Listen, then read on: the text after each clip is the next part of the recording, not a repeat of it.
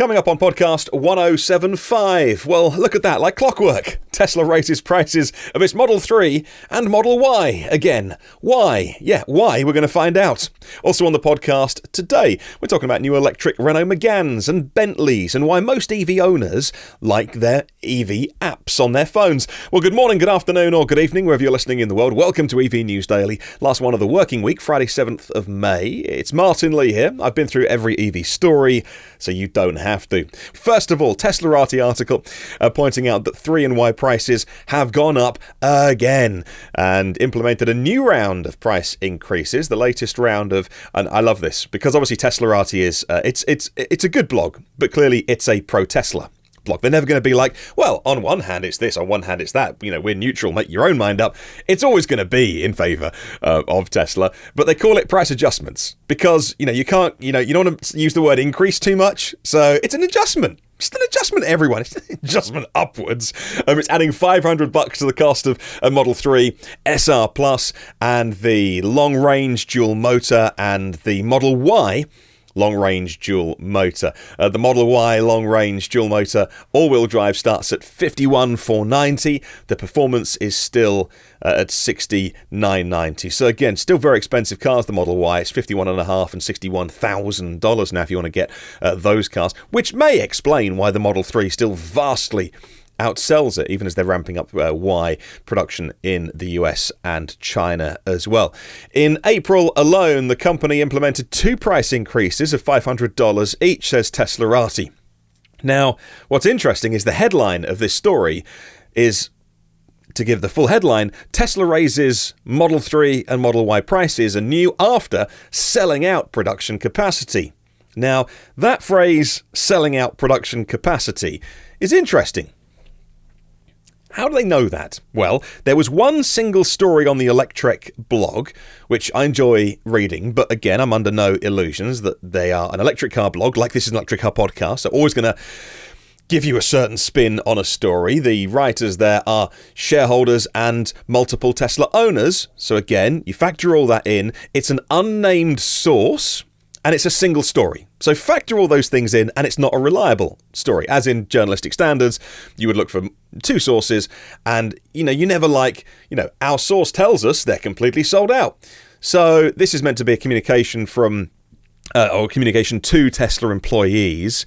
And what does it even mean that they're sold out? So if I go on the UK Tesla website right now, I can order a Model 3, and it's got a May delivery date. In Germany, you can order a SR Plus Model 3 and a Performance, and it's got a May delivery date. Long range, June delivery date. Hang on, if they're sold out, how can they tell me I'm going to get a car in the next 4 weeks? They're sold out. So that doesn't make any sense to me at all. You see, it does make sense, though, if you think along the terms of if that story is remotely correct, that they have sold out their production capacity. It's different to selling out the cars. It's very different, right? But if they have allocated production capacity. So if you take the production capacity of Fremont and China, and you know which ships are going to be leaving which ports on what dates, and then you allocate the most common specifications, the combos of colours and models, then you can say we're going to do a run of SR Pluses in white, which is bound to be the most common, with the black interior. And we're going to make 1,000 of those in a run, and then we're going to stick them on a ship, and then we'll work out how we sell them in Europe later on.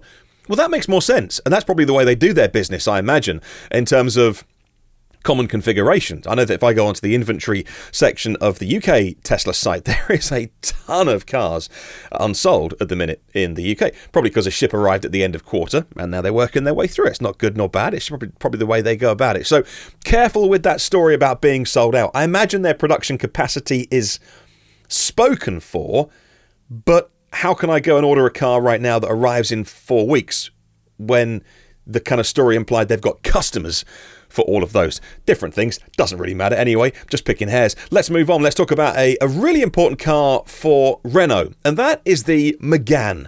And now it's going electric. The all-electric Megane E-Tech was revealed as a concept last year, fully revealed later this year. Saw some pictures of it yesterday. Yesterday, as part of a press conference, the Renault Megane E-Tech Electric has, according to Car Magazine, one of my favourites, they claim a 60 kilowatt hour battery pack. It'll have a 160 kilowatt electric motor, single motor, and driving range of about 280 miles on a single charge. 0 to 60, less than 8 seconds, so winning no drag races, but how quick do you want a Megane to go if it's not badged Renault Sport, which they could well do. Yeah, so some new pictures coming out yesterday. Not leaking, just kind of a regular drip of these things. Looks nice inside. They've gone for the big portrait screen in the middle of the car. More simple interior than we've seen on recent Renaults, and the graphics on the screen taking definitely some inspiration from the latest Renault Zoe ZE50, so a bit more of a common design language going through there with the icons and the colours, etc., of Renault's electrification. Okay, moving on. Another new car coming, which is going to be a pure EV, and this time at the other end of the market, we are talking about an all-electric Bentley. Now, I told you about yesterday, VW are lumping things like lumping.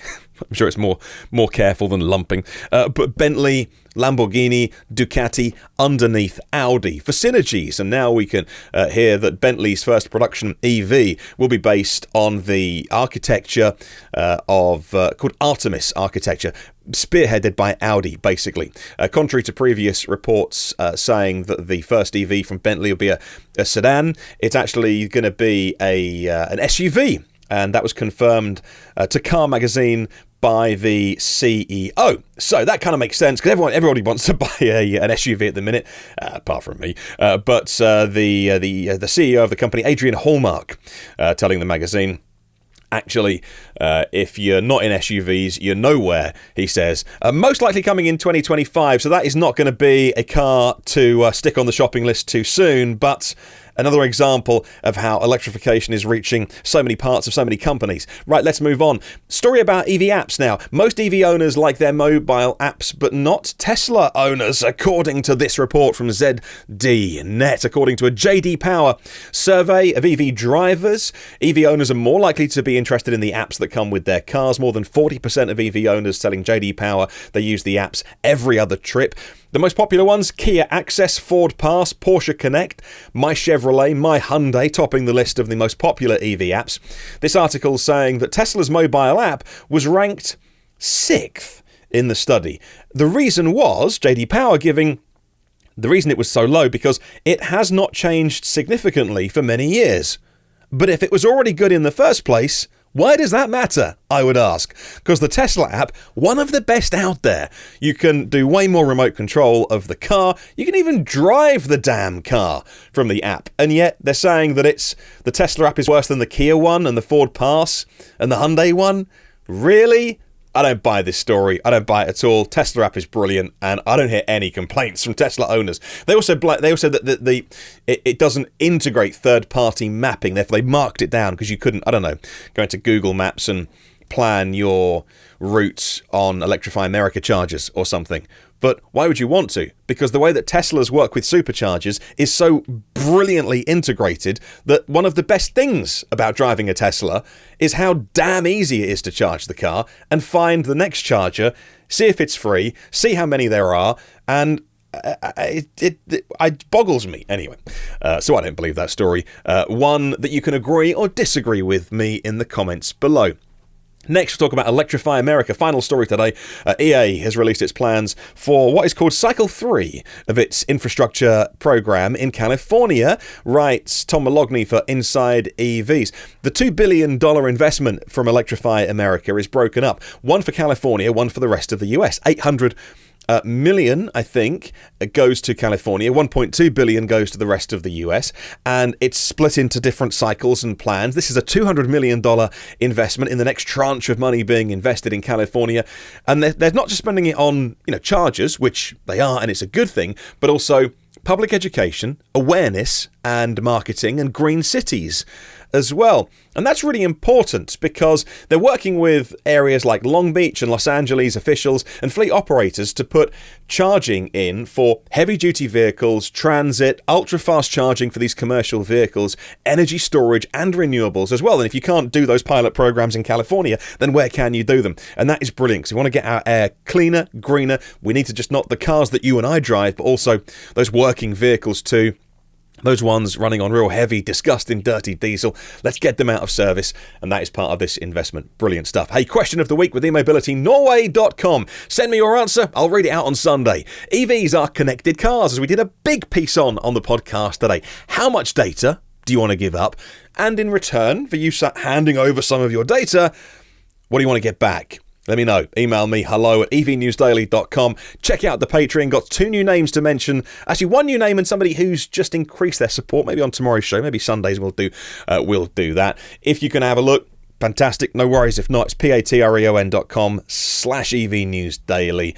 And, for $5, $10, maybe a bit more if you want, you can support the making of this show. Have a good and see you tomorrow. And remember, there is no such thing as a self-charging hybrid.